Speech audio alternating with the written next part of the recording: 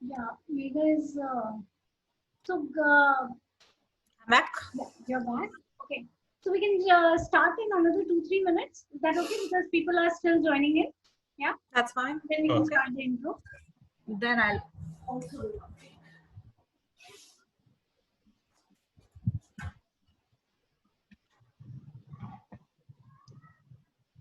Because when everything opens, yeah, we should do like a dinner or something, yeah. Dinner, Yeah, lunch, true. whatever. Choose your own beverage. Lives. Yeah.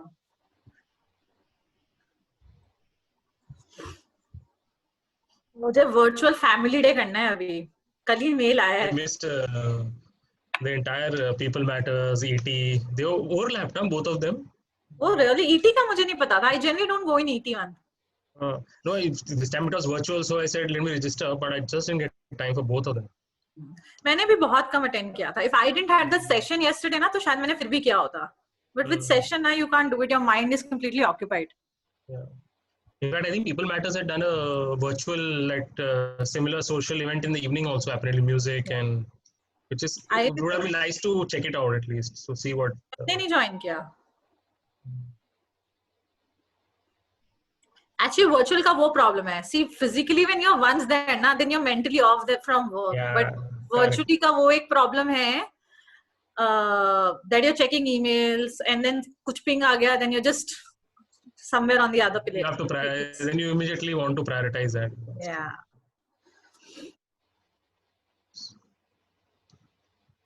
So Ekta, we'll wait for a green light from you to start. Looks like. Okay, just a sec.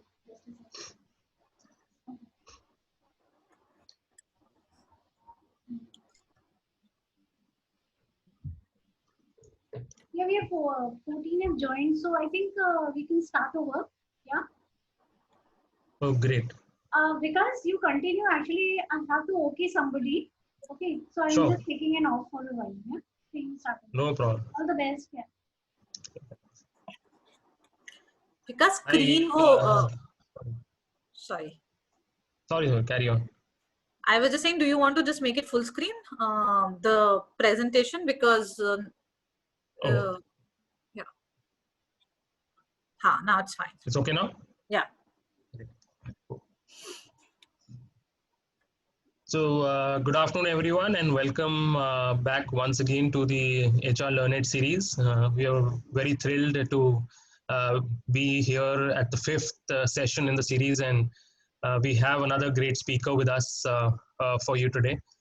Good to see many of you from the earlier sessions repeating this, and clearly I think you're finding it adding value. That's been the core objective for us at Attain and Amazing Workplaces when we wanted to collaborate and bring some of these sessions for you. And it's good to see some of the positive feedback that we've received over the last few weeks. Again, today, like I said, we have another great speaker. It's Megha Gupta from Fiserv. She is Director HR and has extensive experience in this domain, working with Fortune 500 companies. She's actually covered the entire gamut of HR. So be it the organizational development piece, which also she'll be talking about, to leadership development, talent management, performance management. Critically, also she's well exposed and has been a key driver of diversity and inclusion efforts, another very critical component of the HR practice. And she comes with exposure to the markets across Europe, US, and APAC and India. So the length and breadth of experience is very extensive. I've been on a number of panel discussions with her, and I've seen her speak at number of keynotes. One thing I can vouch for is that she speaks with the conviction and with a flair that very few people can match. There is that confidence which comes from having done the HR practices hands-on, and that's what I'm sure we'll be seeing today as she runs us through her session. The only guidance I have really here is that there are options in your Zoom platform for putting in your questions or clarifying any doubts. Feel free to use that, depending on the flow of a presentation. I'm sure she'll be happy to address those at some point, either during or after the presentation. Her core objective before before getting live on this platform itself was centered around how do we manage the Q&A and ensure that everyone gets the answers they're looking for. So she's willing to even stretch beyond the standard time if the audience, that is you, the attendees, need. And that's really gracious of her. So, Megha, thanks once again for agreeing to be part of this series. It's an honor really to have you in them. And the floor is all yours. I control the presentation flow for you, like you requested. And with that, the floor is open to you. And Ekta, you're back again. Thank you once again for enabling this. It's lovely to partner and put this up for the audience. Yeah, thank you, Vikas. And thank you, Megha, for coming on board with us for this wonderful session on learning and development. And, with the COVID-19, so much has changed in the learning and development scenario. As we see, everything is going online. Physical trainings and physical presence during trainings, offsites, everything is gone for a toss. And I'm sure a lot of people are facing challenges during this time to understand what exactly to do and how exactly to engage people and go about learning and development in the current scenario. Keeping all this in mind, I think today's session is really very important for all of us. And over to you. The stage is all yours. Yeah, and I'm sure everybody is going to have a very, very good session, a knowledgeable session, right? All the best. Thank you. Thank you, everyone. And welcome to this amazing series that, we have hosted for all of you. But, I feel very, very humbled to interact with you because, this is one of the topics that I started with my career with. So learning is something that, I remember many, many years ago is where, I have started my career. So this is one of the very, very closest piece that I hold true for HR space. But yeah, I'm very, very glad to interact with each one of you. The way that I like to structure this is going to be an extremely, extremely interactive session, which means I have multiple questions on multiple slides for each one of you. Do feel free to use the chat window to answer some of those, or in case if you want to unmute and talk through that as well. But the more interactive that we make this session, I'm sure that, you guys will make the most out of it. So that's point number one. Second is, we'll absolutely, I have ensured that, after each topic that we talk about, I've kept a small toolkit for you so that you can refer back, while we will ensure that, you get this deck as well post the session. So once you have that, you have those simple tips, techniques, toolkit that you can go back and apply. So that's something that I wanted to ensure that, you guys absolutely have the session that you can take back and implement in your workplaces as well. And the third thing that, I will absolutely ensure that I finish in an hour or hour 10 minutes so that we have enough time to take your questions. In case, there is an urgent need where you want to clarify something, I'll be very happy to take questions in between as well. So those are three things that I wanted to call out. But, absolutely, be open, be keep it as much as interaction that's possible, because maybe there's something that is in your mind and others do have, but it's only about who asks it, and which becomes a learning imperative for everyone. So that's where I want to absolutely start the session. So, before I go to the first thing, I want to ask each one of you around, with the COVID-19 situation, do you guys started to feel the burnout? And you can just use the chat window and say, yes, no, do you feel it's okay? We are working 8 hours or 9 hours. Or do you think, absolutely, this is a situation where you started to feel, oh my God, I'm working more than 10 hours. Oh my God, with the household work and everything, that has become one of the new normal to, work in a work from home situation. Okay. I can already see some people pinging. Yes, absolutely. Yes. So yeah, and let me start with sharing one of the study that I recently read. So one of the study very recently quoted that with the work from home and the pandemic situation where everything comes on individual, whether it's a household chores or it's about the work that you end up doing, the person is spending almost 10 days, and let me call that 10 days is an additional work that people are doing in a month apart from your usual working hours. Now this is certainly related to the fact that the calls are getting extended because half of the time you're doing calls for your daily stand-ups, or you're getting the calls have technical issues, so you end up spending more time, or the fact because you don't have to go anywhere, the calls are anytime, any day, or any time of the day, which means most of the work gets done within that particular day rather than getting spilled over to the next day. So which is obviously leaving to people to have long working hours without knowing where do they make a pause between a work-life balance versus a workload. And that's a big study that has come out. 10 days is a lot that we each one of us do, which means what people are absolutely seeing is, while there is a huge pressure that business sort of suddenly seen around the productivity, how do they help their people to really grow and learn in a scenario, but at the same time people are feeling burned out. So what should we as a learning and professionals take back? There is one end, the pressure of the business, and the second end, there is absolutely about people are already so much swarmed in the work, so how can we come in the picture and really help them? Now, with that thought, let me first build the context around learning and, what should we ideally do from frameworks. And then, we'll quickly talk about the tips and trends around the, what can help us from a COVID-19 standpoint.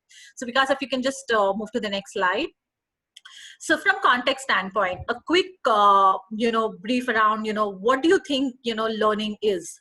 And, what I'll do is I'll go into the behavioral science around, what really even takes from a learning process for individual to go and learn. Now, from a research standpoint, learning is a process, which is one is, biggest thing is it's an active process.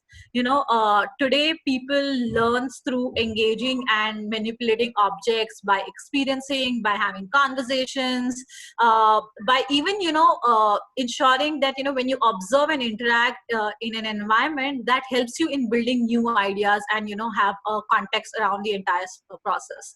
So, learning is definitely an active process. It happens every day, every moment, every point in time that we end up doing. Learning is also a process it's a lot built on the prior knowledge. What does it even mean is the fact that learning will happen basis on where you come from, which cultural insight that you come from, which means what's the fundamental understanding or existence that you've come from, which means if you even if you change a base location for somebody, which means the knowledge level of one individual to another individual is going to be very, very different to each other, because every knowledge is built on the prior experience of an individual. And hence, always learning is said that, you need to have a continuous learning. You need to learn and unlearn, because for you to learn a new thing, you have to unlearn a couple of old things that you've already done or seen in the past. The third piece around learning that I wanted to call out is, learning is absolutely a complex, that you learn and, occurs out of a social environment, which means, if you've come from a social activity involving people, people not talking good things or, abusive world, you will have a very different way of processing information and having learning from the social environment in comparison to a learning behavior that you would see in people which comes from a positive behavior in the social environment. So that's another piece that science draws, that's how the learning process happens. And the last piece that I wanted to talk about is, learner absolutely requires motivation and cognitive engagement. Now, which means is, while learning happens through, different means and modes, but, it's a, people are more receptive to learn, when it has complex ideas or it's, it requires considerable mental effort, which means you need to ensure that learning will only happen when you have an engagement with the participant, which requires not just motivation, but going through it again and again, which is obviously going to have a mental note created with people to ensure there is a process in that learning, and it's been formed as a learning process in the individual. So I want to leave that, right now, because you all are learning and development professionals as well. But I definitely wanted to call out, because we are talking about learning and development, it's important to understand how the learning really happens in the world. Okay, let's move on.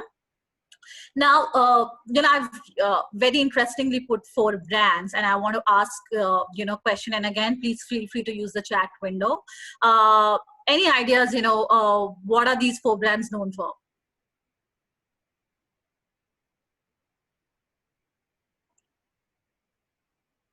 Anyone? Stay, okay. Aviation.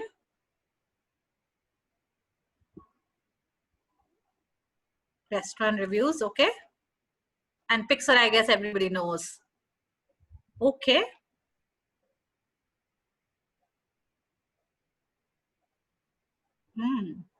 Interesting. So we all think about, the work that they do. Now, interestingly, one thing that, you guys would have not noticed, and because if you can just click next, all these 4 brands are known for one thing common, which is the learning culture. Now, while we all know them from the kind of work that they do, one thing which is absolutely common between them is the kind of learning culture they create, which means, today we think about brands as the best employer brand through Office Space or innovative practices. But going forward, these brands will absolutely know for, how people are ensuring they are learning in a continuous way with COVID-19, or how companies are responding towards the growth of people. And this has become one of the biggest integral factors for employers today to become the large brand. And if I have to, quickly even talk about, like Airbnb is very well known about, how do they create a collaborative culture where people absolutely interact with each other, and, the learning happens from peer to peer. The Yelp really is one of the big brands known for, focused interventions and learning, and they ensure that everything and every person who gets promoted within the organization is only and only through learning and continuous learning, rotating people, and couple of those factors. And I'm not talking, just about that. This is there is even a case study on all 4 of these brands in HBR, and absolutely, I will share it with you around the kind of learning cultures these 4 brands have created in their respective places, and they're very well known when it comes to the kind of learning culture you create. Now, if it is so important for brands to focus on it, it's imperative for each one of us to ensure that, we create that learning organization for our place, because today, and if we just quickly move to the next slide, the brands that we own, today, you would have 10 brands who will come up with similar products. Like, you have Zomato, but at the same time, you have Swiggy as well. So brands will absolutely know for what's the competitive edge that they have through people, because technology is something that everybody replicates. Your products and services can be replicated, but one thing that absolutely cannot be replicated is your people, which means your core competencies towards the organization is the people that you have within the organization. And this is the only function which, absolutely holds it as an integral part to say that, our competitive advantage of people is achieved through because they are valuable, because they're rare, they're difficult to intimate, and, they're organized, which means this function really needs to ensure that, they have a differentiation with the other brands through the people that they have, which means whether you have, what's the learning culture that you create, how are people learning in this entire process, how are you ensuring that, people not just have a push method of learning, but it's also a pull method, because you have created an environment for people to be openly talking and talk about failures. And that's one of the big things that I want to talk about, because a lot of organizations definitely have process and practices of learning to say, oh, you learn, you do assessments, but what about a failure that happens? How are you ensuring that people are learning from their failures? Are you integrating and building that learning culture to even say failure is fine, but the faster that you fail, the faster is what you learn, which means appreciate it, recognize it and make an environment where people can call it out. Hey, I failed, but I learned XYZ, hence I'm able to move it. But that depends completely on the kind of culture that you end up creating for your own organization through the learning frameworks that you do. Now moving to the next piece around, designing the learning journey. Now, the question that I have for you here is, if you are the learning experts in your organization, and if you had to design a learning program, what do you think you would want to add in that program? And again, feel free to use the chat window.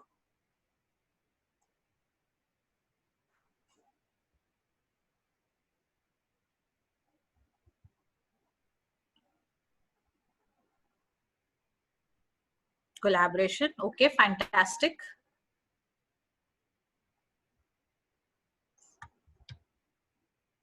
Practical learning. Perfect. Focus on strategic thinking.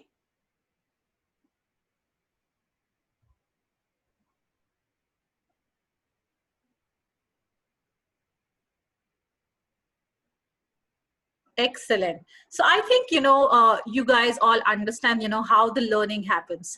Now, interesting piece, and if you just click next, the way that I articulated is, while you must have heard about the 70-20-10 model, but if I have to bring it up, because there is literally no classroom today. So I would say, I would bifurcate in 3 ways. One is obviously the speaker-led, which is either the team-based or the group-based learning that you end up happening. Like today, we are having a speaker-led conversation, which involves, either having learning through presentations, or you even do it through problem-solving learning in a speaker-led session.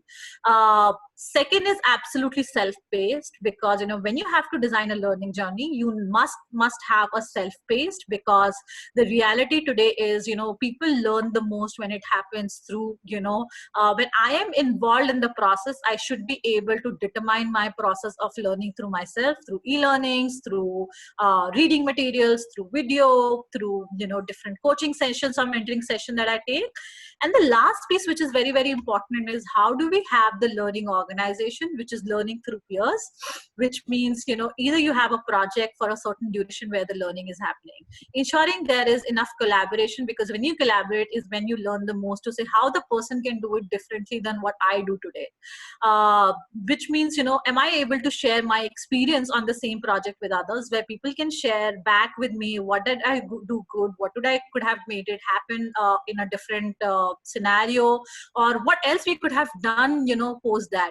And if we blend all these 3 things, we would have a holistic program, whether it's senior leadership or any kind of a learning journey that you have, because we need to involve everyone in a journey, because it's not going to be a one-time effort where people learn, but what you need to ensure is it's a journey where individual can take it to their own length and breadth, when they ensure that there are other people contributing to their success journey, because which leads to absolutely reverse mentoring, or a peer-to-peer learning as well.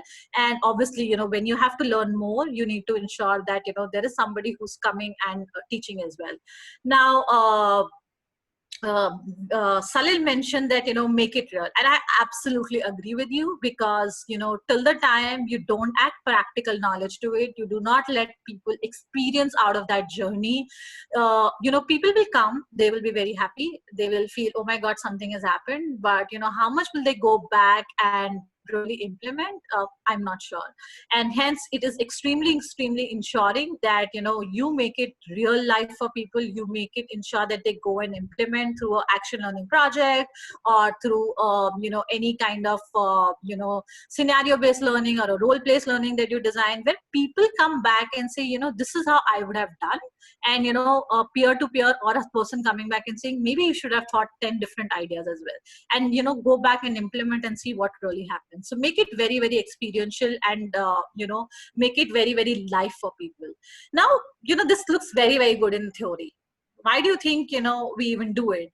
And the answer lies in the next slide that I want to quickly show, is because today the workforce, and this is again one of the research that I thought I'll share with you. and because if you could just click next, is because if you see any one of us today, and this is exactly how the workforce really learns. Now the top box is, how you're learning outside the work, and second is how are you learning inside the work reality, which means from an everyday standpoint, you learn through articles and, the self-search that you end up doing.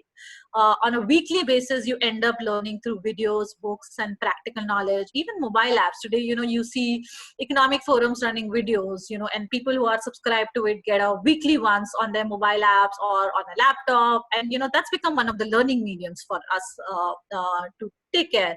On a monthly basis, what you end up learning is through mentoring, coaching, reverse mentoring, feedback that you received, different webinars and podcasts that you have today signed up for.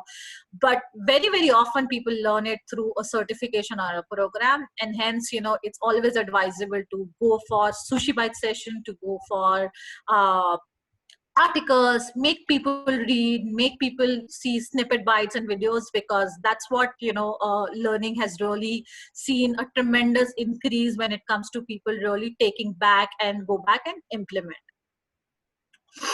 Now, we've come to learning. Let's move a little, because, people really talk about strategic thinking. People really talk about stress management. Now, these are your skills and attributes that absolutely takes care of from a learning standpoint. And, I'm sure this group already knows the competencies as the skills and the attributes that we gather. So before I even talk about competencies, because, I heard from a couple of people that I took feedback from, competencies is one thing that they would like to touch upon. So I thought, I'll absolutely add as part of this session. But before I moved any further, I want you two guys to see a video, and then we'll have a quick question again. So let's go to a video, and I'll mute myself.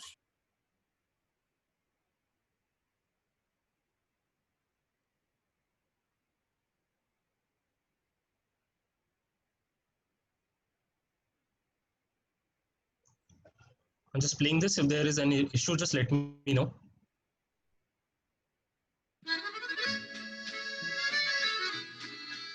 Once upon a time, a turtle and a rabbit had an argument about who was faster. They decided to settle the argument with a race. The turtle and the rabbit both agreed on a route and started off the race. The rabbit shot ahead and ran briskly for some time. Then, seeing he was far ahead of the turtle, he thought he'd sit under a tree for some time and relax before continuing the race.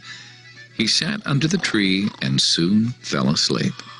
The turtle, plodding on, overtook him and soon finished the race, emerging as the undisputed champ. The rabbit woke up and realized that he'd lost the race. The moral of the story is that slow and steady wins the race. This is the version of the story that we've all grown up with. But our version of the story continues. The rabbit was disappointed at losing the race, and he did some thinking.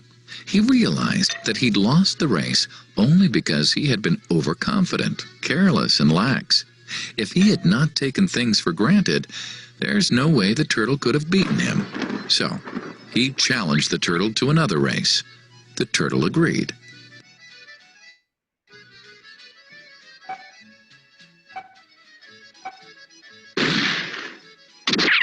This time, the rabbit went all out and ran without stopping from start to finish.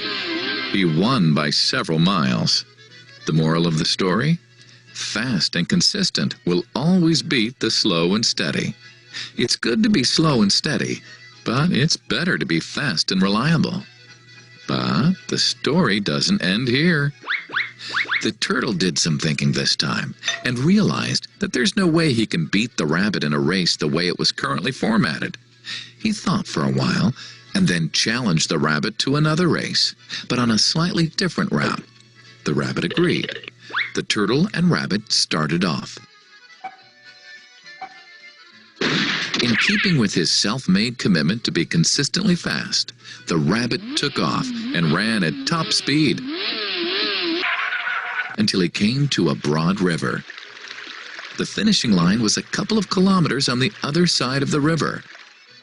The rabbit sat there, wondering what to do. In the meantime, the turtle trundled along, got into the river, swam to the opposite bank, continued walking, and finished the race. The moral of the story?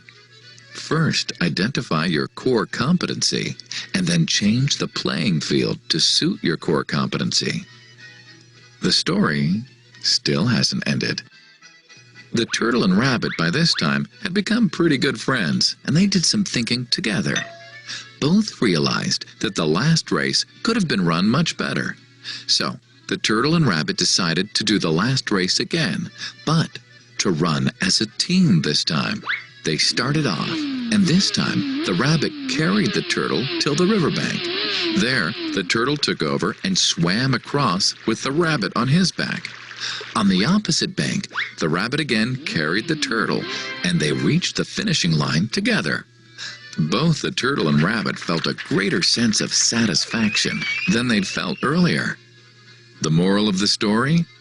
It's good to be individually brilliant and to have strong core competencies. But unless you're able to work in a team and harness each other's core competencies, you'll always perform below par, because there will always be situations at which you'll do poorly and someone else does well. Teamwork is mainly about situational leadership, letting the person with the relevant core competency for a situation take leadership. And that is the end of the story. Thank you. Okay. Any reasons why we saw this video? How did you like the video? Did you like it? Not like it? Have you ever seen this before? Anyone?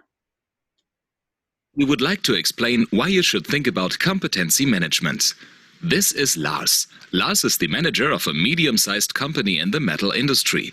His company is growing and he would like to open up another site in France.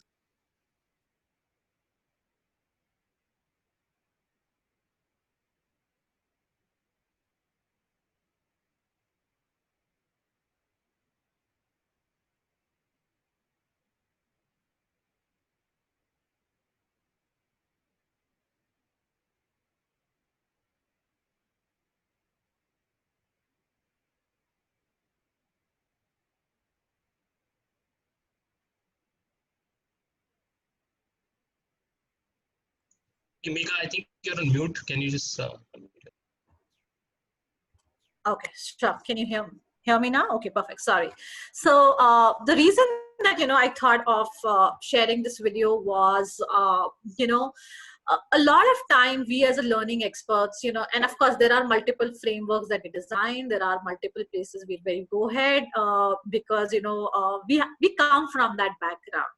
But the interesting piece is, if we have to take this journey, from where we are to obviously an endpoint, or, to make the organization successful, the idea is that we take people along in this journey, whether it's your business business leaders, whether it's your HR business partners, whether it's related to anybody in the organization, and design the journey with them. Because a lot of time when you co-create a journey, there are high chances that, you are going to leverage on each other's successful experiences and ideas, which not just make the content and the journey much enriching for the organization, but the end goal is achieved much faster because you are harnessing, your expertise and leaders' experience together, which brings it to 2 points. One is obviously about the fact that, you both are absolutely in that journey and own it up, rather than having that journey only owned by you as a learning and development professional,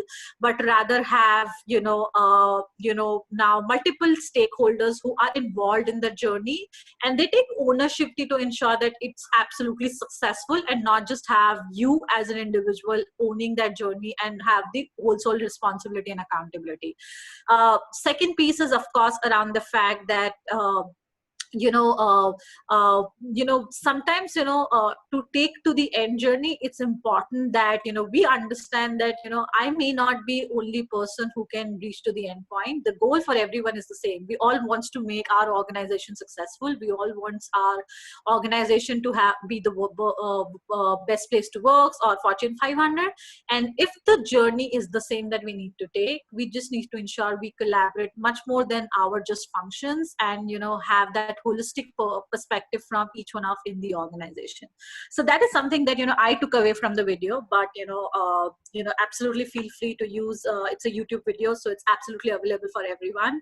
So if you feel you want to ever use this video for any of your sessions, go ahead and do that. I do have the link in that in the embedded in the deck as well.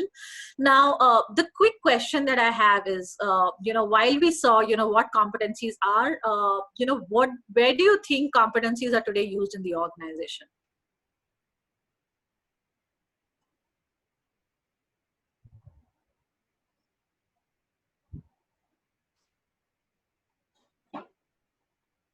Anyone?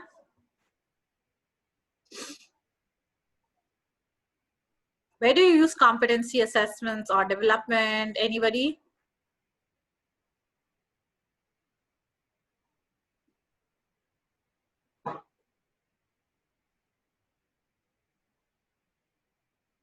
Okay.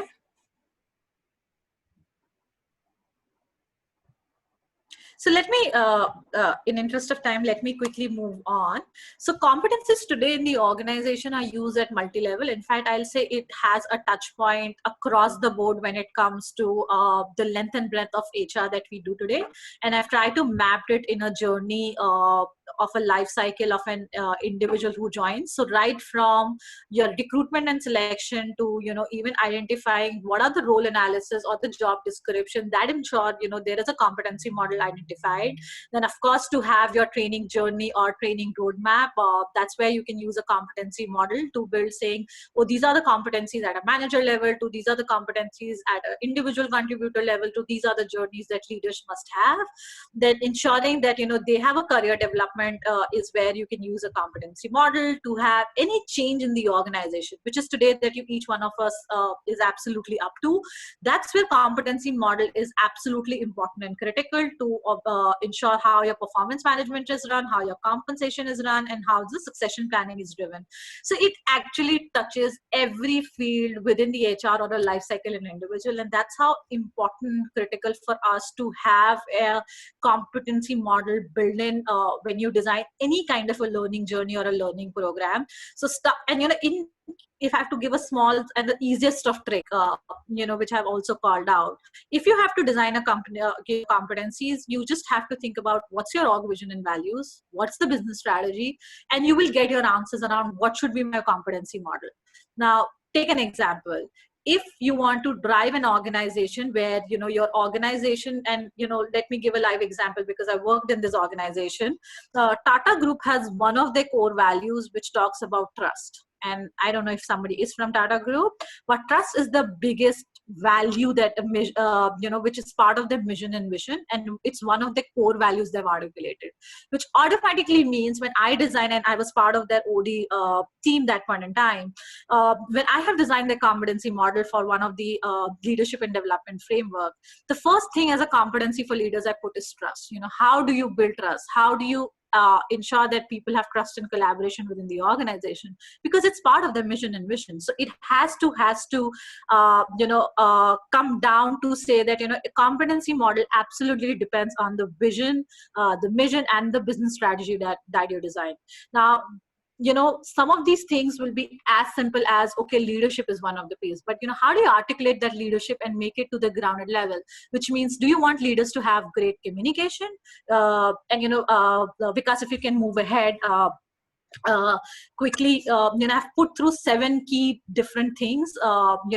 think about this, and this is one of your toolkit that you can take back, and I have kept it in a fancy way, but you can obviously make it more business-like depending on what organization you're part of. But think about it. Some key things from a leadership or, competencies is, are you a strategic thinker? And, that is most of the places where I have seen competency models, strategic thinking comes as part and parcel of, which means obviously at a junior most level to a highest most level, it will vary from degrees. But, that's one of the competency that I've seen is absolutely important. Are you a co-creator? Are you a storyteller? Now, that becomes a big important thing today that we have, which means how well can you narrate and let people learn. Today, one of the key things that I've seen in, even hiring a learning professional, you look for, can you run a content which through a mode of story? And that's a very critical piece to say. Even, I was in one of the sessions with Tong Lang, and I'm sure you would have heard Vivek Tripathi. He spoke about the fact of, storytelling is one of the most critical things that they've identified as a competency, and they run multiple sessions for their business leaders to how to become a storyteller, because till the time you don't become and able to narrate stories, you're not able to pass on the message in the same shape and form which relates for people to go back and have that impression or learning back. So that also is an extremely important competency that has come out as one of the newest competency if I have to talk about. Another new one that I want to talk about is steward. While some of it you can always already understand, how is the individual thinking about going much beyond what you today do, which means not just thinking about the skills that you today have, but am I the person who can go and do something else? And one of the recent trends with COVID-19 that I've seen is people have stopped hiring for saying I'm a Java person or I am a C++ person, but they've started to hire for T-zones, which means I may have a length and breadth of a particular skill, but am I able to take risk and move on roles? And people have started to hire extremely either for niche skills or for people who are open to change roles within the organization, because today a lot of organizations don't know what their future is going to be. So they have stopped hiring for particular skills, and they have started to hire for people who are open to take risk, who are open to steward the organization, who are able to demonstrate accountability and take risk and move on to any role that organization offers. And those are some of the skills that organization have started to hire for. That means in future this will become one of the biggest competencies that people will start hiring for or looking for an individual. So if you are a learning person, think about some of the skills that during these changing times you want to incorporate in your competency framework, whether it's for hiring an individual or whether it's for growth or whether it's for your leadership development program or for your development centers or for your succession planning. So think about, what is that new competency that you want in your current existing competencies, or if you're designing a new, you can have this reckoner to go back and leverage. So moving on, another question. Now, because we are on COVID-19, I think technology has become suddenly the biggest imperative for each one of us, which means, if we have to think about any kind of learning journey today, what we end up doing is there is no classrooms. Even if there is classroom, most of the organization would avoid to obviously have a classroom session, even if your workforce have gone back in normal and going to office, which means, there is a huge pressure from the organization side on the learning and development professionals around leveraging technology. But, before we even understand a little bit around it, let me ask you a question around, I'm sure there are different modes of entertainment that you see, with obviously the movie theaters being stopped. Do you today leverage one form of platform for entertainment, or do you use multiple? Which means, do you have account with Netflix, Tata Sky, Voot, or do you just stick with one, which is Netflix or Prime possibly, because those are the big ones that today you have multiple. Same here. I have literally on my phone, and not from today. I think my kid is now 3 years. So, since the time she was born, I have started using these apps. And to be honest, I was never this, I was always a TV person. But since then, I have been using multiple accounts because, if she's sleeping, I can't leave her alone. So I literally use this in the night because that's what, it's helpful. which, gives us an answer around, if we have to leverage technology for ourselves in our organization, are we dependent on single provider, or do we look for multiple partners within the organization? And why I'm talking about is when I was a learning and development professional, I remember, in my organization, we had just one vendor, Skillsoft, and he used to cater to all our learning catalogs that we offer today. But if we don't use one entertainment channel, how do you expect, our employees to, be happy with, one shape and form of a vendor that we want to use? My advice today are on three folds. Ensure that whatever technology partner that you're using, identify what are the core competence that they're known for and just use it for them. Don't buy everything from them. Just buy their core competence that they're known for and move on. Take another vendor. Don't hook on that, this vendor is going to solve all my problems. It is never going to happen. If you're taking Harvard Managementor, just ensure that you take, their managerial showcase, because that's one of their best. If you're using Udemy, use the technology piece, because that's one of the best. If you're using Skillsoft, they're well known for, couple of junior, learning intervention and soft skills. Leverage for them. But don't spend your entire learning budget on one partner. Leverage multiple partners. I think that is one advice that I want to definitely leave you with. The second piece is the most important thing, that customization. Today, the biggest challenge, and I'll take this example of GE. When they involve their learning and development partner, the biggest challenge for next 1 year they had was they have their offerings, but they wanted to be customized to their end, which means, just to get the customization done, then the standard offering, it took them a year to reach that level, which means for a year, you literally wasted the organization resources and money, and the amount of effort that learning team had to went ahead with, which means a huge loss of opportunity. So, that's another piece. Look for vendors who can offer you extent of customization, not just an extent of saying, only this much part that you can customize, but able to customize and leverage everything. Because think about it, today you're not offering a standard offering from a learning platform, but you are able to host a session, you are able to do a learning, you can able to run a chat window, you are able to collaborate on that platform, you are able to do a feedback on that platform, you are able to run gamification on that platform. So the need has immense today when it comes to technology. And think about, what is core to your organization. If your organization is extremely collaborative, then look for a collaborative platform, which allows you to go back and, interact with people, which is able to crowdsource ideas from people. But if your organization is hierarchical and it's mostly one-way information, then leverage for platforms who can give you simple capabilities around interacting, sharing PPTs, sharing documents, because maybe you don't want to go into so much around crowdsourcing platform. So don't waste your energy where you want everything. Look for what you really value in your organization, and which is those three things that is extremely, extremely important, and what level of customization would you want from that vendor. The third thing is the ease of navigation and the single sign-on. Today, the biggest pain, and I'll talk about my, couple of previous organizations, whenever I had to go to a portal in that organization, every time I have to sign on. And everywhere it used to have a different username and a password, because everything was a different vendor.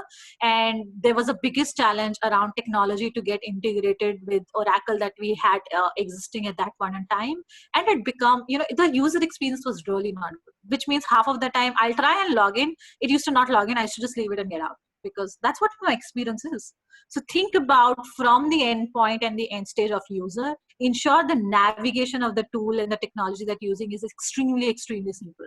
Today, I don't know how many of you have you ever tried Tata Sky mobile app? Anyone? Anyone has used Tata Sky mobile app? No.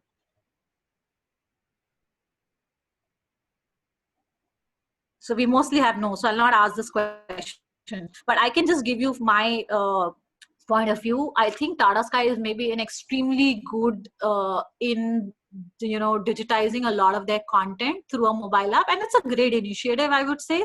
But their app sucks. Trust me, it's not user friendly. If you try to stream a live channel that's going on in your TV, it's horrible.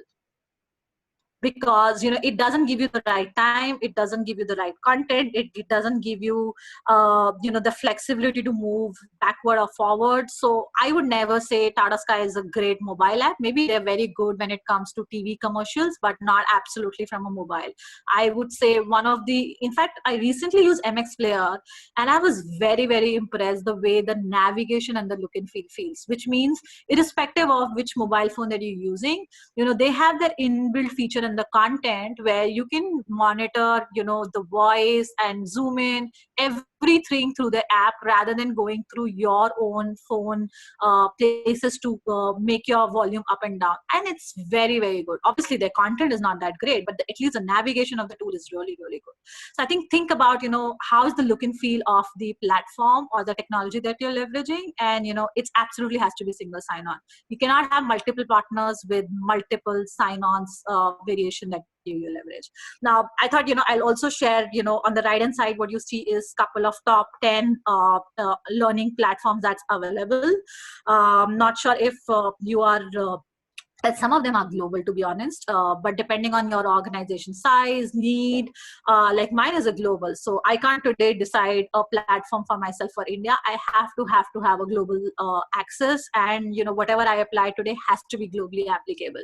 So and that's why we go for Udemy, Skillshare, Coursera, some of the places where we go, including HMM. But depending on your organization, absolutely, I thought at least I'll share you the top 10 vendors for 2020, which are giving some beautiful technology solutions for organization. Now, moving on the biggest piece, sorry, I missed the slide. Yeah.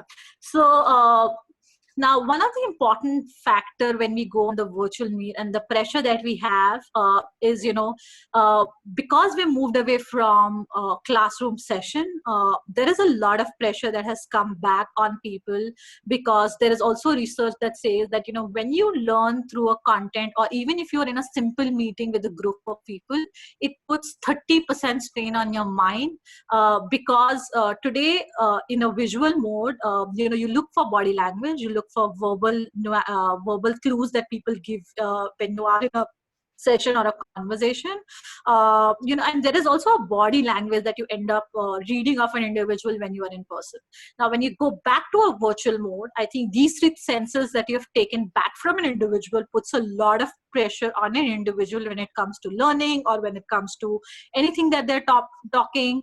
And hence you need to ensure that the content that you create virtually needs to be enabled through a multiple base. And the next click with Vikas will give people a quick toolkit around what they can think about or go back when they design a virtual content, especially on the live sessions, what they should do from a tips and techniques from before the session, during the session, after the session, and just the what are good practices that they may want to follow up when they do any kind of a virtual live session. And by the way, this is from McKinsey. There is a lot in that document. In case people are interested, I can even share the entire document that McKinsey had today created, including Bain & Company had created a great one around how do you do around the virtual live sessions. So this is a quick toolkit that you can leverage for future. So the next piece is the measurement and analytics. Now, quickly, the question for each one of you is today, what's your success measure for any program that you run? Not just for the function, but any program that you run today from a learning and development standpoint. How do you measure your success?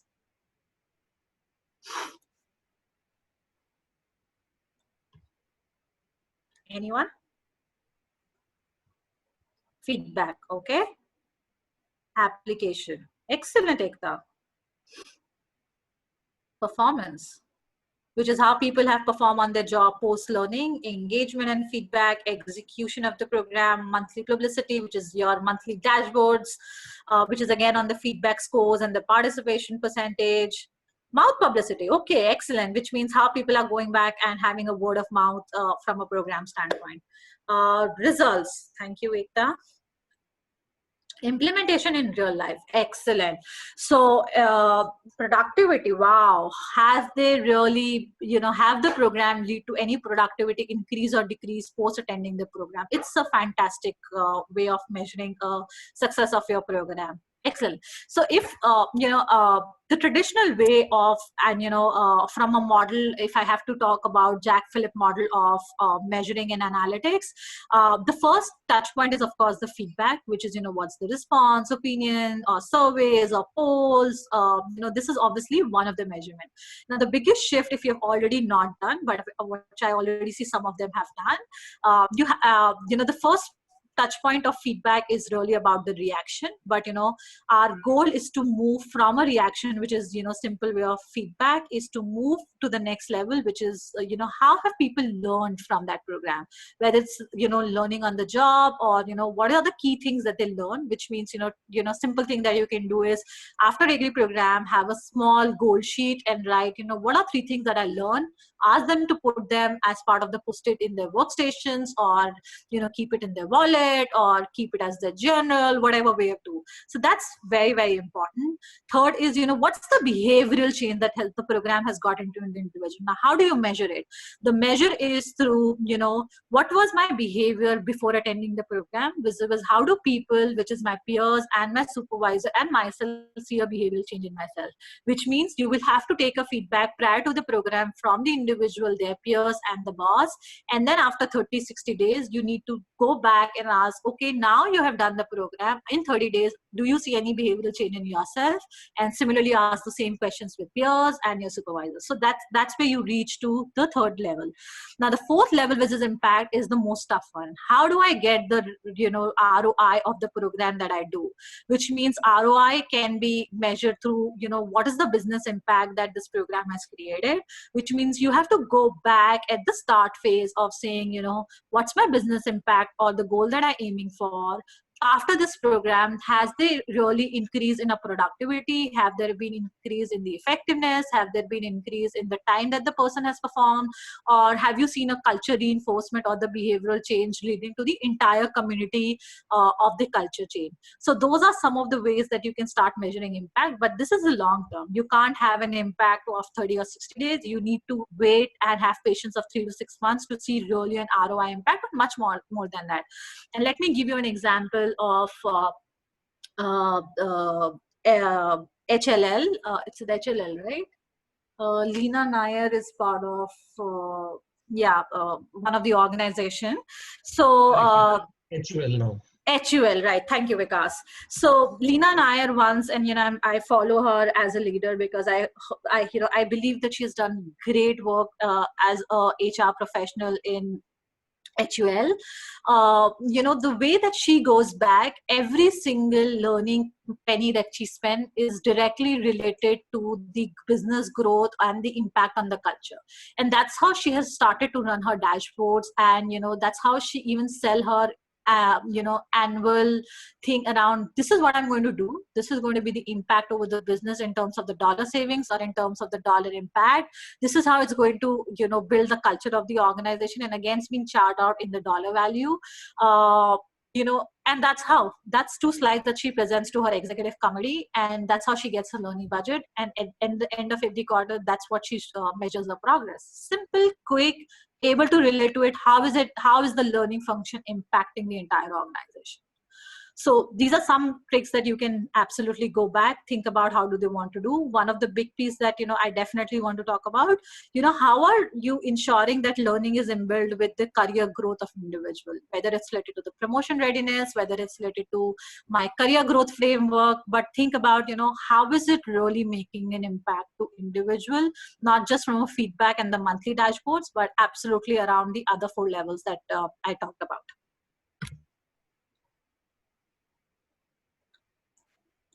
Now, the big one that I believe, each one of you want to absolutely look forward for COVID-19.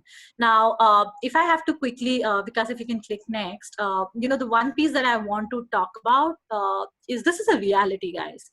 And, there have been multiple research that talks about today, COVID-19 will leave the entire world with, not what we were before, but it is going to leave us where the world will look very, very different what today it is. My global CIO literally talks about the fact that, if you are in a crisis and you've not fundamentally changed the way that you work or the way that your culture is, or, you've not fundamentally shifted, then you have made a crisis go waste, because crisis is an opportunity. It's an opportunity for you to see what you were doing wrong, or it's an opportunity for you to fundamentally change things. And which goes back to each one of us to say, what are we thinking fundamentally different, where, maybe, and there is a study on Fortune 500 that recently got launched through the CEOs, which says, the study says the CEOs have responded back saying they do not believe that 90% of their workforce will ever go back to a normal situation of going to workplaces. Now, imagine if it is true, which means, it's not short term that we are going to do more virtual session. It's going to be a reality for future as well. So that's absolutely going to be a big reality, which means we need to fundamentally start building and acute tuning to the fact that, the reality is different. We need to work not just for today or a short term. This is going to be a much long term than we think. So start prepping up and thinking much more ahead that what is the opportunity area lies here. What I've put together is 7, trends in learning that you would end up seeing. And because if you can click to the next slide. So these are the 7 trends that, I thought is absolutely trends in the learning field with COVID-19. And some of it may be already existing, but, you need to start thinking in a different shape and form in what it is. Now, the first is the digital piece. Now, today, 99% of school curriculum or teachers have started to say that with COVID-19 they need to start thinking about how they can teach the students as part of the school curriculum itself around the technology, about what is the pedagogy they're using, and just make them extremely digital citizenship, because today schools were primarily dependent on classroom sessions. While they had some form of digital, but digital was never part of their primary mode of learning. So that's a big research that has come up, that digital citizenship and digital literacy program is going to be one big wave that's going to happen across the board, which means the upcoming generation will be much more digital sensitive. They would be much more digital savvy, which means each one of us need to start thinking about how are we ensuring that our employees are digital savvy? How do we ensure that we build that culture that people are absolutely okay to learn or go on a digital platform and understand that this is a big way of learning today than what it was yesterday. And that's a big ask from each one of us. The second piece that I want to talk about is the life skills and workforce preparation. Now, again, 53% of people, and again, going back to the schools and, the primary education, literally 53% of the global population believes that more than, what people learn through their academic qualification, the people lack life skills, which is really related to solving big problems, very related to collaboration, whether it's related to having empathy and kindness. So developing the emotional intelligence has become as important skills than really having your maths and science or your Java or your any kind of a skills that we have, which means for each one of us we need to ensure empathy and emotional quotient are 2 big things that we add in our curriculum competencies or anything, and ensure that we are teaching and embracing as part of our new learning curriculum. Because today people do lack skills. Today world has recognized that as learning as math and science is equally important to have emotional and empathy and kindness. So we need to ensure that if that's becoming a big trend, we are not laggards, but we are rather proactively thinking about it and having those kind of a learning journey for our people. And I know multiple organizations have started, but absolutely I wanted to talk about that as well. The third piece that we have is the collaborative classrooms. Now, gone are the times where, people used to have one-sided, classroom where, the speaker will come and, talk about a session and people will learn and make notes. But the new trend is, how do we have a collaborative learning platform, which means even when you're driving those classroom or, virtual led, speaker led session, ensure that the session is extremely collaborative through some experiences, through interaction, through talking to them, through asking them what do they think about it, asking them what are their ideas. Collaborative learning is going to take the biggest piece and shape and form in the learning. Today, most of the organizations have stopped tracking individual goals, and KRS, they have started to think about what's your collaborative goals. What as a team have you achieved has become more important than what individual as I have achieved in the goals, which is obviously the fundamental shift around how the human beings are born from, always being competitive and always thinking about what can I do. But the organizations, even, some big brands like Microsoft and Google have, stopped tracking the individual goals, but they literally track around what's the team goal or the effort that is put in. So maybe if I am responsible for, coding 10.1, but if my team doesn't achieve the overall productivity target, then I'm responsible for it, which means how I've collaborated, how would I help my people to really collaborate and jointly achieve some of the successful goals. Now, if that becomes the new trend, we need to go back and think about what are the ways that we are teaching people to collaborate. What are the ways that, we are ensuring that collaborative learning becomes the integral part of the entire learning and development framework and the culture. So that's the third trend that I want to talk about. The fourth trend is definitely the interactive pedagogy. Now, this is not something new. This is already something that we have already in places where people have started to use gamifications, people have started to use mobile learning, and multiple things that we see. Obviously, with COVID-19, this has become the urgent need, which means the acceleration button has absolutely started. We need to think about, how can we have, much more engaging and interactive pedagogy than what we have today. The fifth piece is already we talked about, the emerging technologies. There are multiple technologies that will suddenly come up that we have never seen today. A mobile learning app or your interactive Coursera or a couple of sessions were more of a push thing. This is now going to become an emerging place. Today, even I was studying in one of the places where the learning and development platforms and the way that we learn is going to be one of the biggest places where technology will see a shift. And there is already a lot of work happening, and you will see multiple vendors in future coming up in maybe 6 to 12 months who's going to get multiple forums around how do people learn, what are the new technologies. So this is one place you will see more shift in coming 9 to 12 months. The second last of ones are, sorry, just, and my,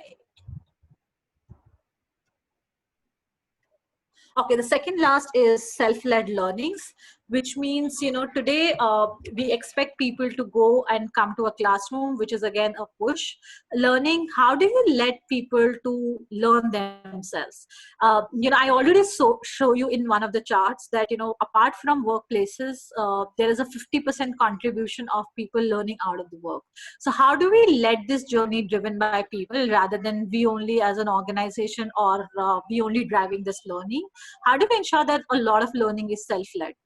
Which means, how are people learning today on themselves? How do they get the need of ensuring that, hey, I need to learn because this is where I'm going to grow in future? How do we make that as an ingrained culture where the learning is more driven by individual than we drive it through a push learning?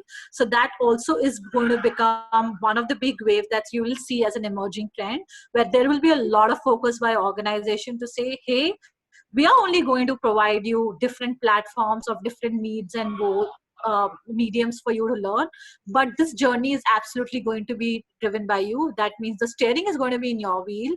The wheel of the steering is going to be with you. You decide whether you want to go left or right. We are only the enablers. Learning will become like an enabling function to say, I'm not going to push you towards a learning program because that's what I believe in. I'm only going to give you the means to reach there, which means you have to sit in the driving seat and take those means, what you believe is your career path, or where you want to grow, and learn through different means and modems that I provide as an organization, or different means and modems that you choose to learn from. So that is going to become the new way the learning function will grow in future. And I think I missed the bit in between that, build the EQ over IQ, which I think we spoke about, that EQ is going to be much more important than the IQ piece from a future standpoint.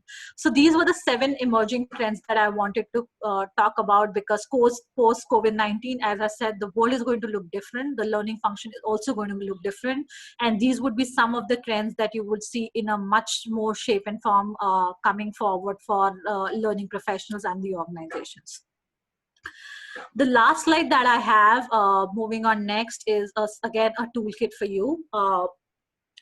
When you're designing in COVID-19 any kind of a learning ecosystem, this is again a toolkit. Move from, obviously one of the shift is moving from residential to a virtual session, which is think about half day, think about instead of having, long hours of workshop, have small sushi bite learning modules, have virtual breakout rooms when you have, any group conversations, start using virtual whiteboards where you can draw, use different technology enablement that you can use, start thinking about group consulting or peer coaching through an virtual mode.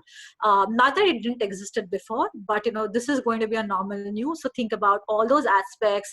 And of course, when you design that ecosystem, communication is a very big thing. Ensure that you communicate. It's been said that till the time you do not communicate the same message 7 times, it doesn't get into people's mind as the primary source of information. So, the more communication that you do about what you're trying to achieve, how it's going to help people, why should I attend, what is in for me for, joining any kind of a learning as part of this ecosystem, you need to ensure you communicate the message 7 times in a different shape and form for people to resonate to it and, hook onto the learning journey that you are designing for the organization. So as committed, and I targeted myself to finish by 1:10, 1:15. That's where we are. So this was my last slide with the toolkit that again goes back to you. And I hope that you find value in this session. And I will open it for question and answers, assuming that, you guys would have a couple of questions.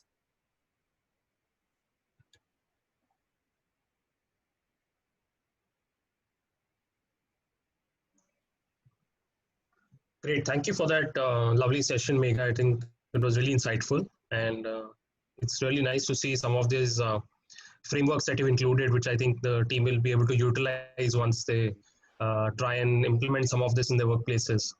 So thanks for that. Thank you, Vikas. As I said, pleasure is all mine. It's always nice to interact with audience. It's always nice to see their perspective. And I honestly believe that learning is everywhere. And, sometimes I learn a lot from the participants. Somebody, on the above chat spoke about, and I'll tell you what they spoke about. And I found it very, very interesting, and which I'm going to take back because maybe we knew it, but, sometimes we forget as we grow, as we move to the journey, sometimes we forget it. True.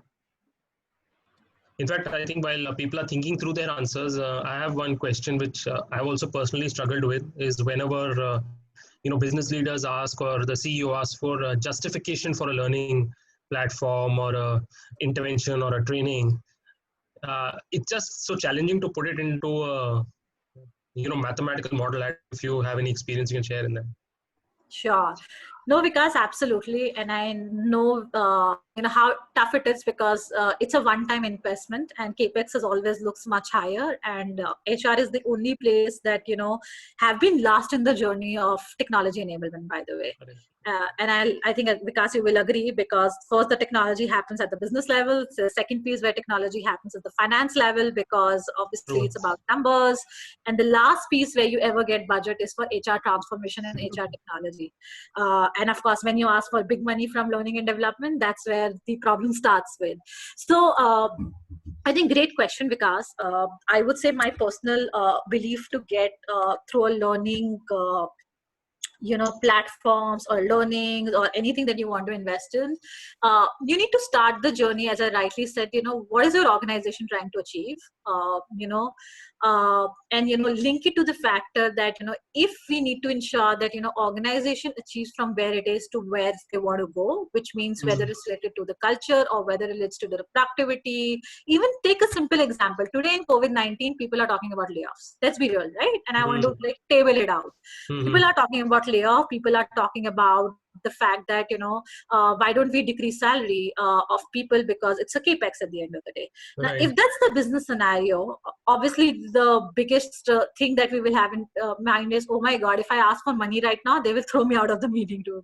But if you twist and turn around this story around saying productivity is the most important thing today, engaging people is of course challenging in these times, and the fact that if we want to achieve say 1.2x of the revenue targets that we have today, and link it to the saying, I can help you achieve that by doing these three things, which is building that engaging culture, building that if today if I make your people not just Java specific people, but if I'm able to train them from a technology stand where they understand the length and breadth of the business, they would be much more possibly be trainable, which means if I have 30 to 60 days cycle to put them into a new project, if I reduce that cycle to 15 days, which means X amount of cost save for the organization, in next to 2 to 3 years, you would be able to save XYZ cost. And I think that is what your CEOs will end up buying, because they see a dollar value saving. They see an increase in the revenue, or they see it's like, oh, I'm not investing in this program because it's short term, because short term you will never get results. But I am seeing this journey, which is a long term. But one of the caveats, never leave that conversation with saying, oh, I got the money, that's it. Always table out. If I have to be successful, this is your role. This is what I need from your business leaders, which means they need to drive this. Sure. I am not the only person who's going to drive this. Your business leaders need to own it with me, because learning is not a responsibility of HR. Learning has to become the integral responsibility of the business leaders. Fair point, I think. Thanks, Megha. Helpful. Okay. So while we are waiting for some questions, I have one small question. Megha, how far does the learning and development of a smaller organization, a mid-level organization, differ from a larger organization? So how do you decide what kind of learning and development policies, initiatives should be there in a medium organization and in a larger organization? How does one take that decision? Good question, Ekta. So my experience, and feel free if you guys have any more ideas as well. But my experience is, when you are in a smallish organization, there is a lot of buy-in by your leaders and your individual to hook onto that journey, which means there is a lot more customization that you can do. You can rely on a lot of external vendor partners because your reach is smaller, which means in an organization to 500 to 2,000 people, you can invest a lot of money through an external vendor partners who come and deliver, rather than having your in-house learning team who ends up delivering everything. You can choose local vendors who can give you a lot of customization, who can give you simple solutions, and you can absolutely depend on multiple partners at a much cheaper cost than obviously what a large scale organization does.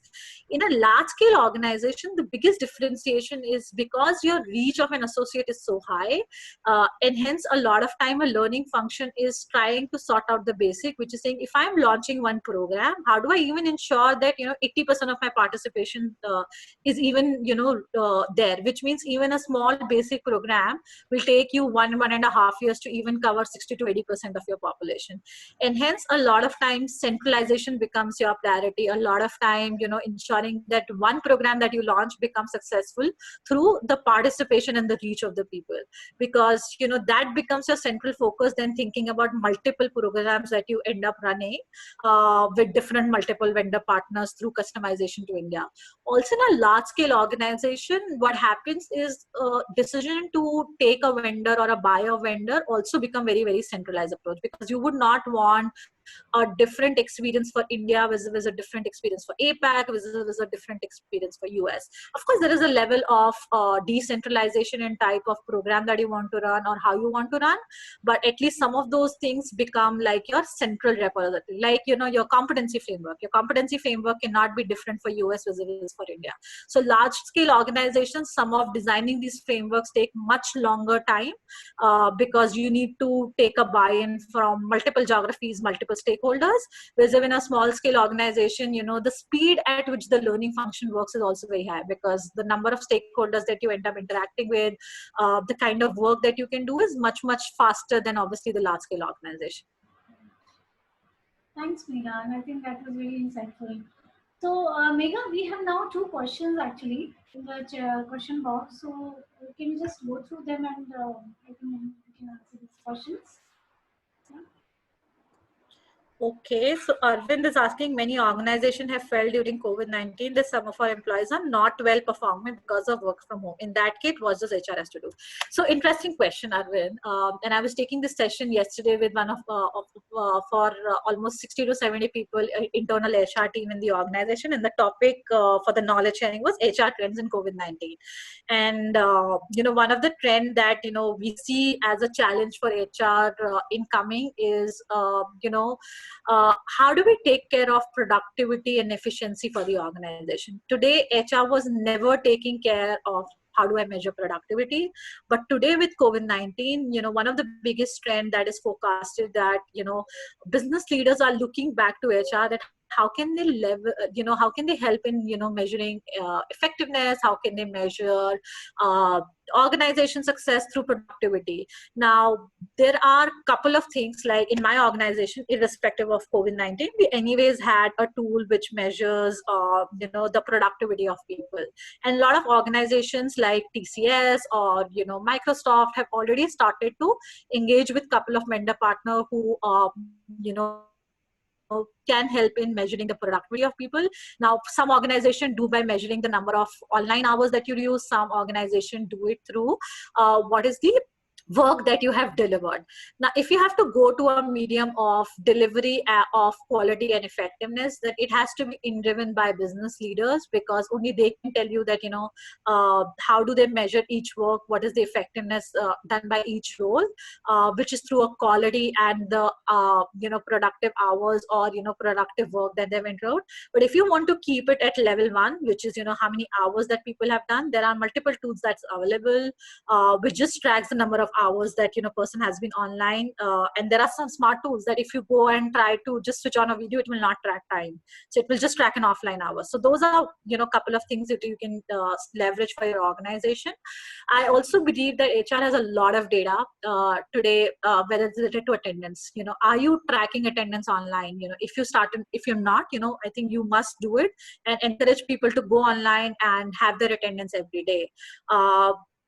And map it to, I'm sure you would have from, when you're connecting online, you would have a VPN. So are people connecting to VPN? And I'm talking simple basic facts, right? Obviously, it has to be taken to the next level, which you'll see in a lot of organizations taking to the next level of measuring the quality and the outcome.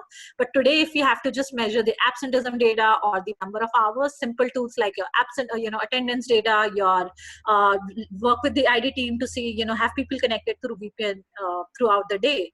Because that will give you said, are people even working? Are they just marking attendance? Because how many times a manager in a large team can really track who's doing what? So think about that. What I can also share with you in Bain, Bain & Company research, they have very nicely put together a framework around, how can you enable managers to start tracking performance of people. And there is a very nice toolkit that they've come up with. I used it from one of my engagement framework that I had to create when we moved into March into virtual framework. So I can pull that out and share with you. See if you want to share it, circulate with your managers, or you can, if you want to build a program around how can managers start doing to connect virtually with their teams and able to, take the productivity to the next level. Thanks, Megha. Megha, there are 2 questions in the chat, this question box also. Can you please take that up? Sure. Ways and interest to improve non-technical learning for self.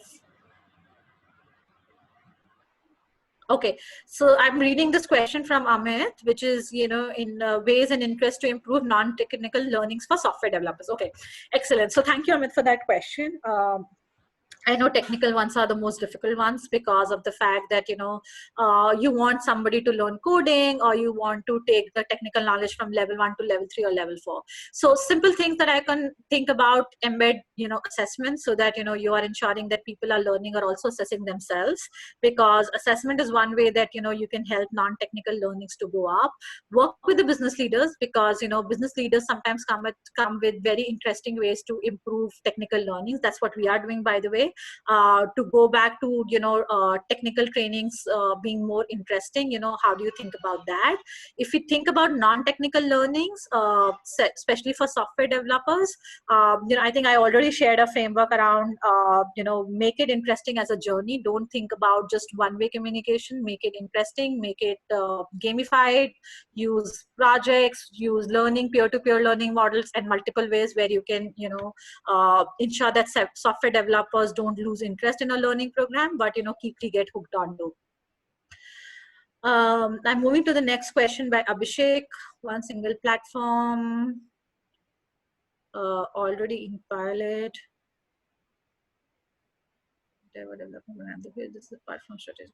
We wish to see how employees invest in this. Will crowdsourcing be a good idea role based on what would be effective for employees? Okay, so Abhishek, the answer lies in what's your demographic of the organization. If your demographic of the organization is very highly skewed towards millennials, like most of the IT organizations have 70 to 80% of the millennials, crowdsourcing will be a fantastic idea, because that's the side demographic that would love to invest and tell you that hey, this works for me or this doesn't work for me. If your organization ratio is baby boomers and mostly around older generations, or combination of those where your millennials are 20 to 30%, go ahead and maybe take some BU champions, ask from your business leaders some champions within the business who will help you decide what the technology solution that you buy, rather than reaching out to everyone or 80% or 50% of your organization and crowdsource the ideas. So that completely depends on the demographic. If you have more millennials, go ahead for crowdsourcing. If you have a combination of 20, 30, baby boomers and Generation X, just get some BU champions in your business areas, have some 30, 40 people, give them the technology solution, let them come back, rate the pieces and jointly take a decision. So simple and easy trip. Okay, I'm reading to next question from Rima. How to create conducive learning environment. Employees are a bit reluctant to take up learning programs out of their learning hours. Okay, Rima. So excellent point, an excellent question, because, as I already said, people have started to feel burnout, which means if we ask them to take anything beyond the working hours, there are high chances that they're not going to do. They are very, very likely that they are going to feel much more burned out, and they are going to do it as a burden if you keep it as a mandatory program or whatever.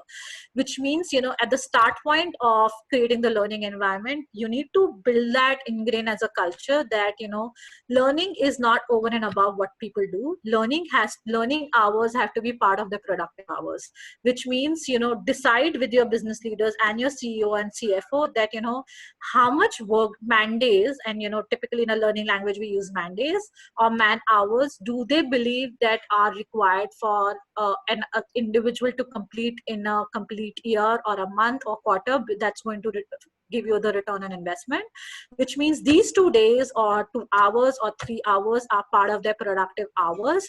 And that has been socialized with the business leaders much ahead of time, which means before a quarter or before a month, that's been decided that these 2 days or 2 hours you're taking for learning for their team, which means that doesn't mean they need to stretch their workload, which means the workload is embedded to ensure that 2 hours and 3 hours are taken away from their productive hours, rather than they seeing it as something very off from, you know, what they need to deliver plus they need to learn as well.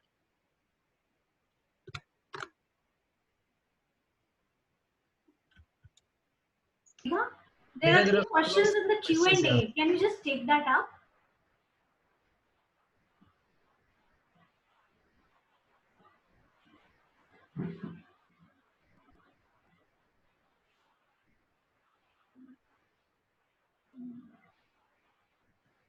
Sorry, Megha, you're on mute.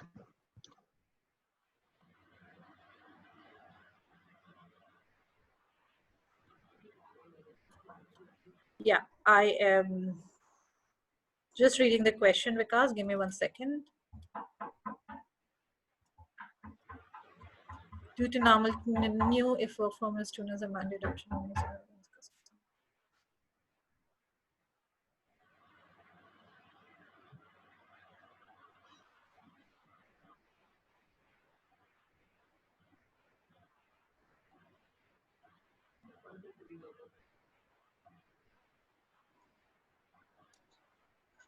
Okay, so I was reading the question from Prakash. So Prakash, you know, I know that it's a bit question that we all have, that, you know, if due to cost cutting, you know, and the workforce is 75%, you know, working from home, will even organization invest in any kind of new benefits? You know, I'll go back to the same scenario where I said that, you know, people are a competitive advantages of organizations today. And if you are able to say that, you know, if people is the only differentiative factor, and if we are not investing in them, trust me, we are going to lose the game. You know, whether it's related to business, whether it's related to kind of people that we hire, whether it's related to, you know, what do we do in future. I'll give you a simple example. You know, many years ago, some 4-5 years ago, in my last organization, I created and designed something on predictive attrition. And, you know, what I simply used through one of my research and analytics person is we embedded all the data that we have in our HR repository, whether it is related to learning data, whether it's related to promotions, compensation, the time that they spend, the background they come from, you know, what's the increase, what's the bonus percentage they got, what's the years of experience they've got, how many years that they've stayed in the same role.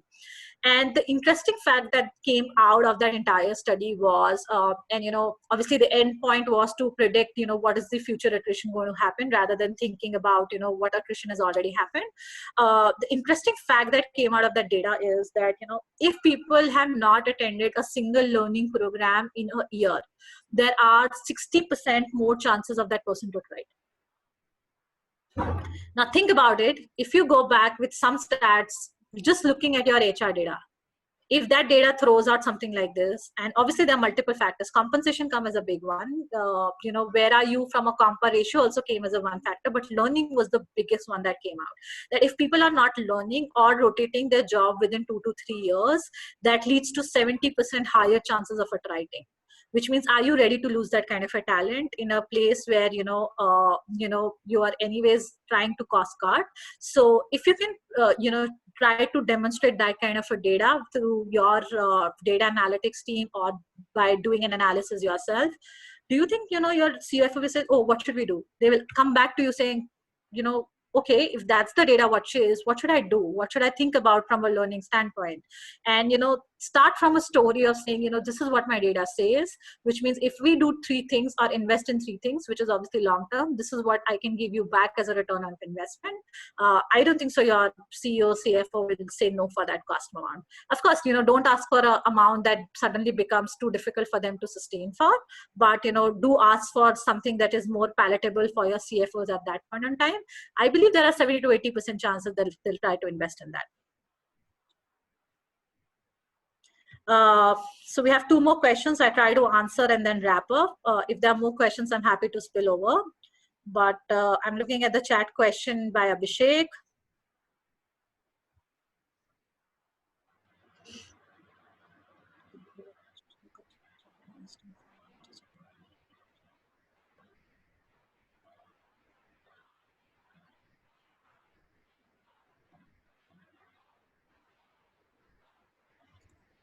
So Abhishek, your question is, while you have instilled as a part of KRA, you've seen a mixed reactions. Some people take it seriously, some not.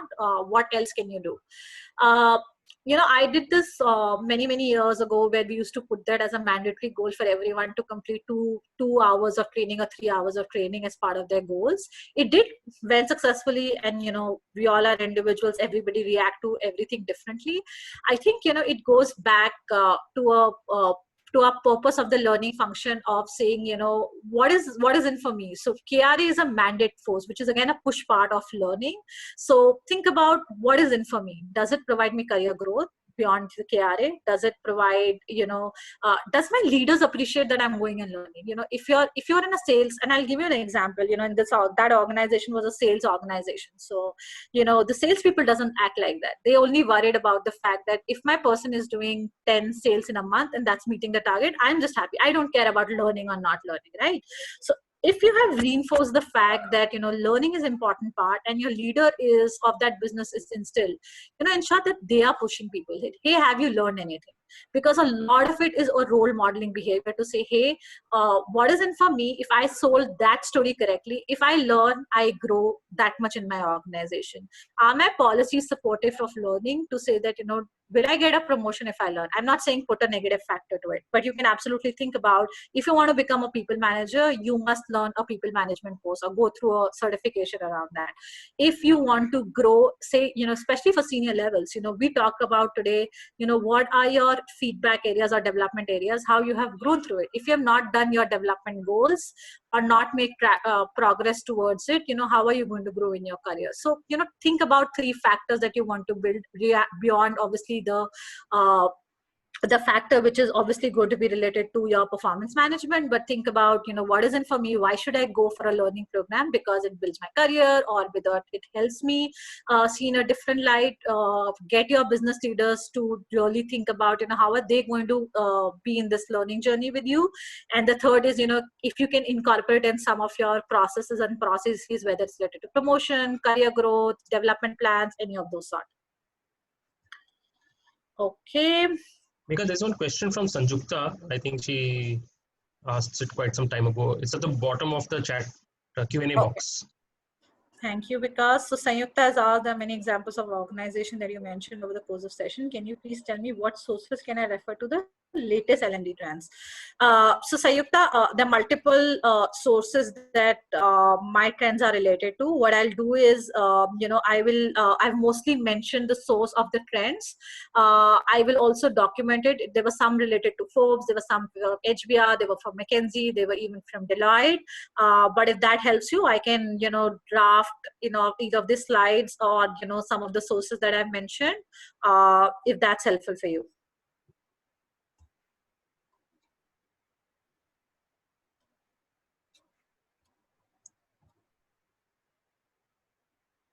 Are there any more questions, Vikas, that I'm missing?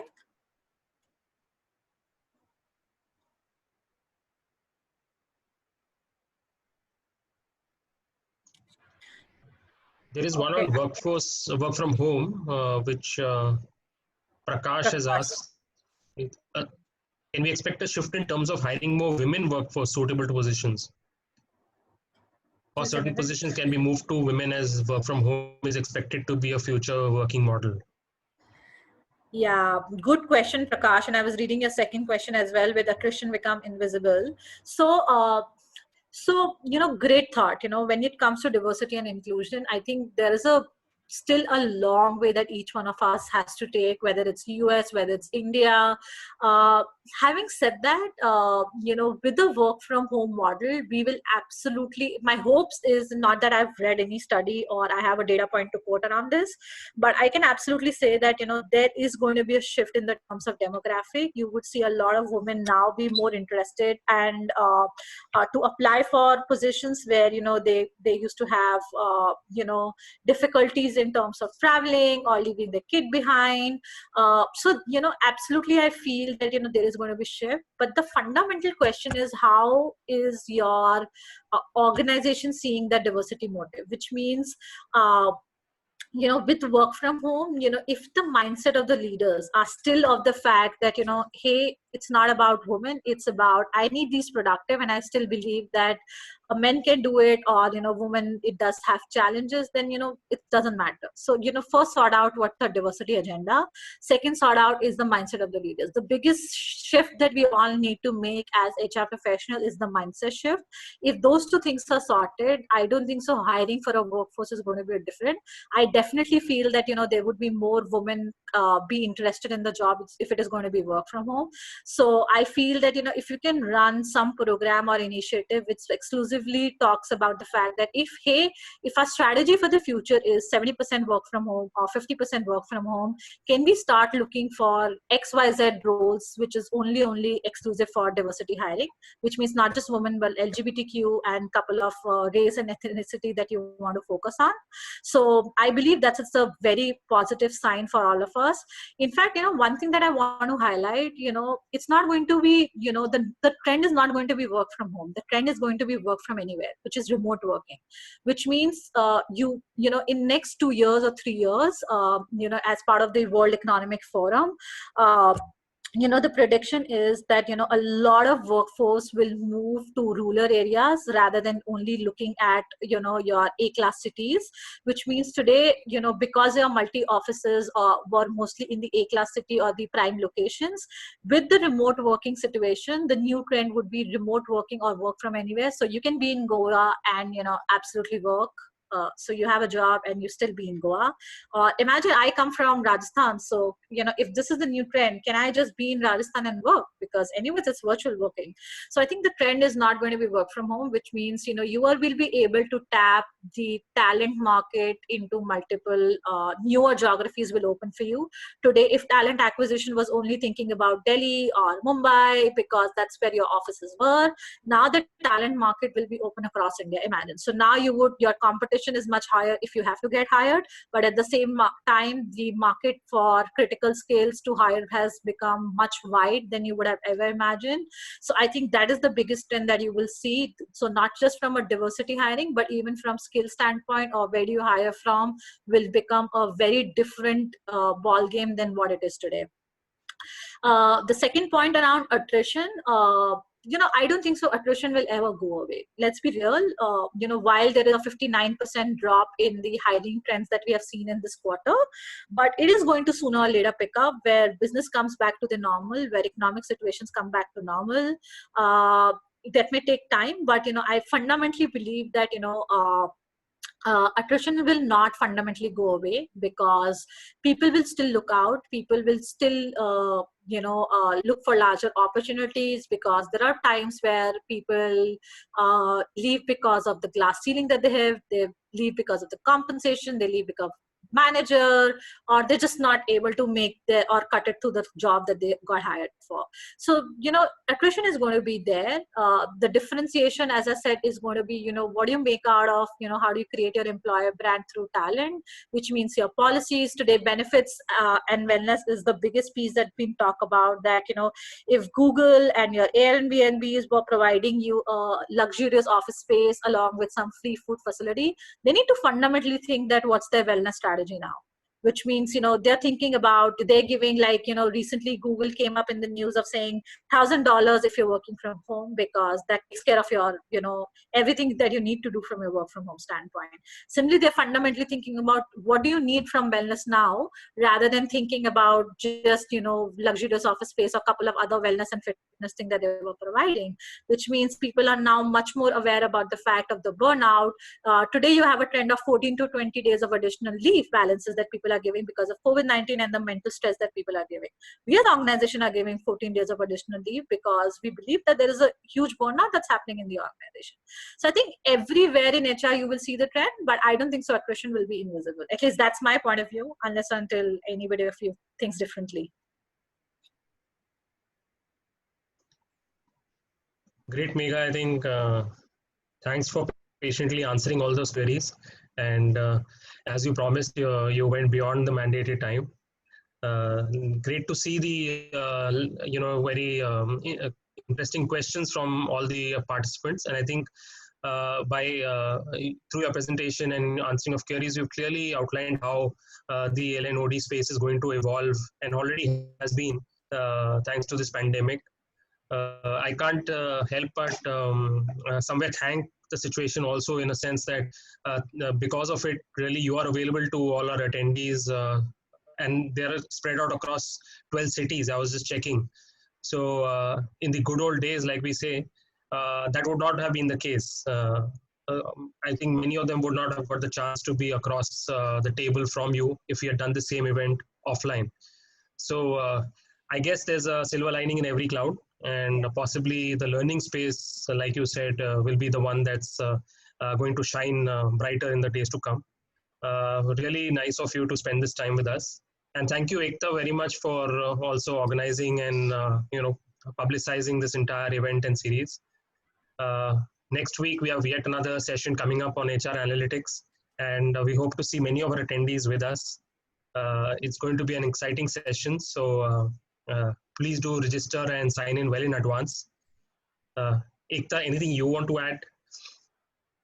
Yeah, thank you, Megha. Like Vikas very rightly put it, it's only because of the current situation that we are sitting across, from different cities and trying to learn through an online session, which I think 2-3 months back, nobody would have actually thought about it, except for I think work-related meetings and webinars. Nobody was actually into it so much.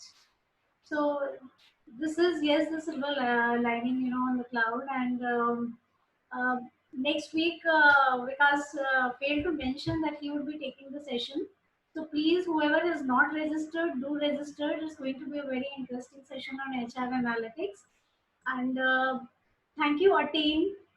Without you, Amazing Workplaces would not have all this on the platform, and it is only a collaborative effort and the effort of all the speakers who have agreed to be a part of it, that we are able to do, such informative sessions for all of you.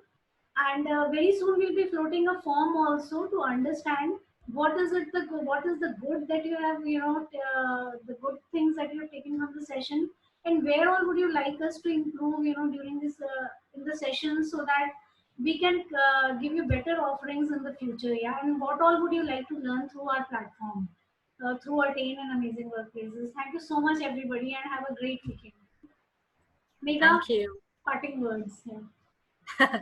No, I just want to say thank you. I think it definitely is my pleasure to be part of it. And as both of you rightly said, sometimes it's also the mindset shift. As I said, the crisis begins, and quickly, last example that I quote is, I was taking an induction session for somebody who joined at a very senior level in our organization 2 weeks ago. And I just happened to ask that person that, how's your experience? And the person says, I don't know, it's feeling mixed that, I'm interacting with you over this call.